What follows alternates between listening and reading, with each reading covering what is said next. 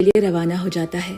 उसका घर बर्फ से ढके हुए एक पहाड़ पर है, जहाँ आसपास और कुछ भी नहीं। जांग जैसे ही घर पहुंचा, दरवाजा खोलते ही दो आदमी दौड़ते हुए उसकी तरफ आते हैं, जिन्हें उसकी बहन माया और पिता सान मिलकर मार रहे हैं। और पीछे से एक छोटी बच्ची भी उन्हें मारने के लिए दौड़ती है। उसका नाम लिली है, जिसे सान ने गोद लिया है, यानी कि वो जांग की सबसे छोटी बहन हुई। जांग उन सबको रोकते हुए इस लड़ाई की वजह पूछता है। तब उसे मालूम चला कि दरअसल इन दो कारीगरों को उसके दादाजी की कब्र पर उनका नाम खुदवाने के लिए लाया गया था, मगर उन्होंने गलती से जांग के दादा की जगह उसके पिता सैम का नाम कुरेद दिया।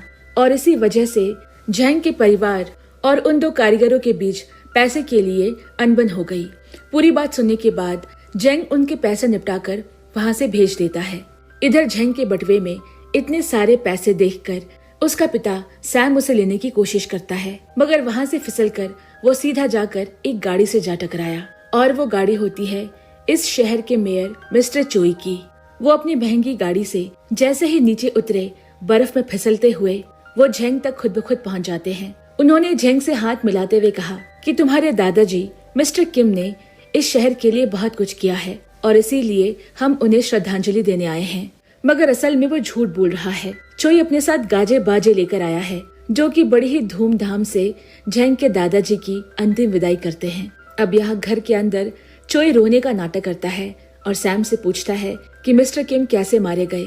सैम ने कहा कि वो दरअसल रास्ते से जा रहे थे कि दो बदमाशों ने आकर उनका बटवा छीन लिया और इसी बात पर उनकी उन दोनों चोरों से गहमा गहमी हो गई और अपने गुस्से पर काबू न कर पाने की वजह से उन्हें दिल का दौरा पड़ गया, यानी कि उनकी मौत की वजह उनका गुस्सा है।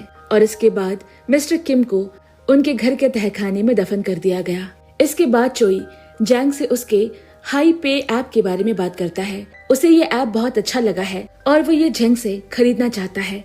झेंग ने उसे बताया कि उसने आज सुबह ही किसी से इसे बेचने की डील फाइनल कर दी है। फिर झेंग उनसे पूछता है कि आप इस ऐप का क्या करते, जिस पर चोई ने उसे सच सच बताते हुए कहा कि मैं दरअसल मनी लॉन्ड्रिंग का काम करता हूँ, यानी कि बड़े बड़े बिजनेसमैन के पैसे को बैंक में ट्रांसफर करके उन्हें अलग अलग अकाउंट्स में ट्रांसफर करके व्हाइट मनी में बदल देता हूँ। और इसी काम के लिए उसे झेंग के उस ऐप की जरूरत है, जिससे कि उसका ये मनी लॉन्ड्रिंग का काम और भी आसान हो जाएगा।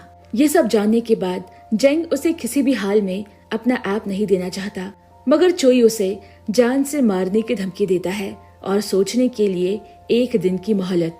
यहाँ घर पर